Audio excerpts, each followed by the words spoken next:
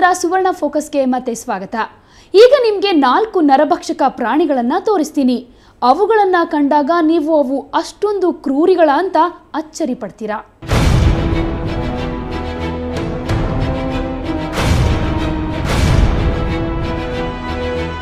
ಮನುಷ್ಯನ ಮೇಲೆರಗಿ ರಕ್ತ ಮಾಂಸ ಚಪ್ಪರಿಸೋ ಟಾಪ್ 7ನೇ ಪ್ರಾಣಿ ಯಾವುದು ಗೊತ್ತಾ? ಆಫ್ರಿಕನ್ ಸಿಂಹ. ಕಾಡಿನ ರಾಜ ಅಂತ ಕರೆಯಲ್ಪಡುವ ಸಿಂಹ ನೋಡೋಕೆ ಅತ್ಯಂತ ಗಂಭೀರ ಪ್ರಾಣಿ. ಅದರ ಘರ್ಜನೆ ಇಡೀ ಕಾಡನ್ನ ನಡಗಿಸುತ್ತೆ. ಇದು ಗುಂಪು ಗುಂಪಾಗಿ ದಾಳಿ ಮಾಡುತ್ತೆ. ಇದರ ಆಕ್ರಮಣಕ್ಕೆ ಸಿಕ್ಕರೆ ಕತೆ ಖತಮ್.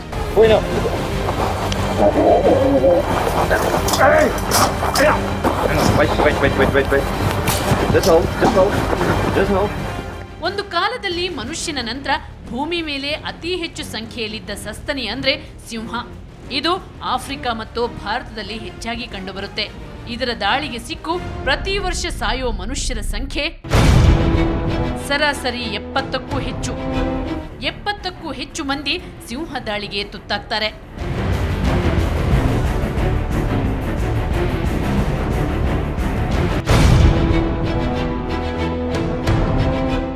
ಮನುಷ್ಯನನ್ನ ನಿಷ್ಕರುಣೆಯಿಂದ ದಾಳಿ ಮಾಡೋ ಟಾಪ್ 6ನೇ ಪ್ರಾಣಿ ಯಾವುದು ಗೊತ್ತಾ?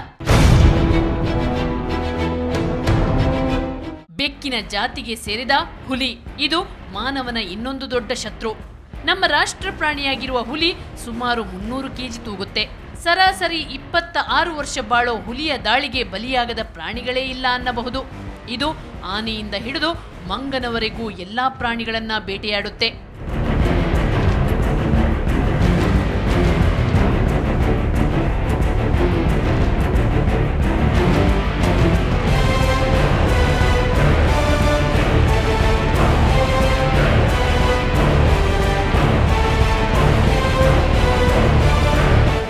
ನರಭಕ್ಷಕ ಆಗೋದು ಅಪರೂಪ.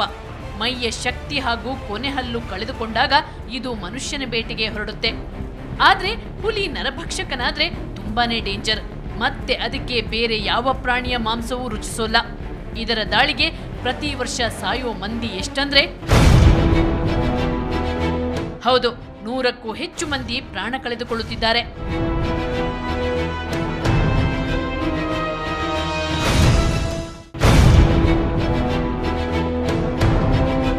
ಟಾಪ್ 5ನೇ ಪ್ರಾಣಿ ಯಾವುದು ಗೊತ್ತಾ? ಕಾಡುಕೋಣ ಅಥವಾ ಆಫ್ರಿಕನ್ ಬಫೆಲೋ. ಇದು ನೋಡೋಕೆ ಸೌಮ್ಯವಾಗಿರುತ್ತೆ. ಆದ್ರೆ ದಾಳಿಗಿಳಿದ್ರೆ ಯಾರೂ ಎದುರಿಲ್ಲ. ಹೂಂಕರಿಸುತ್ತಾ ಬಂದು ಎರಗಿದ್ರೆ ಯಮದರ್ಶನ ಖಂಡಿತ. ಇವು ಸಸ್ಯಾಹಾರಿ ಪ್ರಾಣಿಗಳು. ಆದ್ರೆ ಇವುಗಳಿಗೆ ಕ್ಷಣ ಮಾತ್ರದಲ್ಲಿ ಕೋಪ ಬರುತ್ತೆ. ಕೋಪ ಬಂದ್ರೆ ಯಾರೂ ಇದಿರಿಲ್ಲ, ತಕ್ಷಣ ದಾಳಿ ಮಾಡುತ್ತೆ.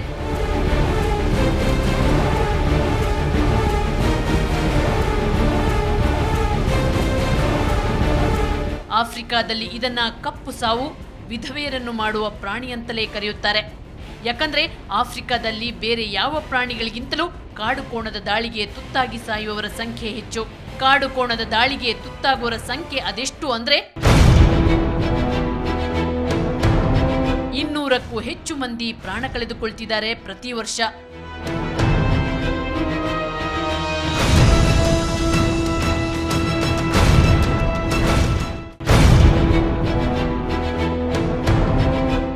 ಮನುಷ್ಯನನ್ನು ಕೊಲ್ಲೋ ಟಾಪ್ 4ನೇ ಪ್ರಾಣಿ ನೀರಾನೆ. ನೋಡೋಕೆ ಬುದ್ದು ತರ ಕಾಣಿಸುತ್ತೆ. ಯಾವಾಗಲೂ ಕೆಸರಲ್ಲಿ ಹೊರಳಾಡೋ ನೀರಾನೆ ಮನುಷ್ಯರ 4ನೇ ದೊಡ್ಡ ಶತ್ರು. ಇದು ಅತ್ಯಂತ ಆಕ್ರಮಣಕಾರಿ ಪ್ರಾಣಿ.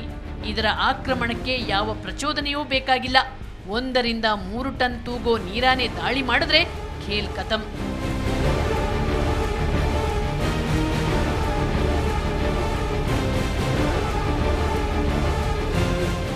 ಮಕ್ಕಳು ಜೊತೆ ಇದ್ದಾಗ ನೀರಾನೆ ತುಂಬಾ ಕೋಪದಿಂದ ಇರುತ್ತೆ. ಇದರ ದಾಳಿಗೆ ಪ್ರತಿ ವರ್ಷ ಸಾಯೋ ಮಂದಿಯ ಸಂಖ್ಯೆ 300ಕ್ಕೂ ಹೆಚ್ಚು ಮಂದಿ ನೀರಾನೆ ತುಳಿತಕ್ಕೆ ಸಾಯ್ತಾರೆ. ಮುಖ್ಯವಾಗಿ ಆಫ್ರಿಕಾದ ಮಂದಿ ಇದರ ದಾಳಿಗೆ ಹೆಚ್ಚಾಗಿ ತುತ್ತಾಗ್ತಾರೆ.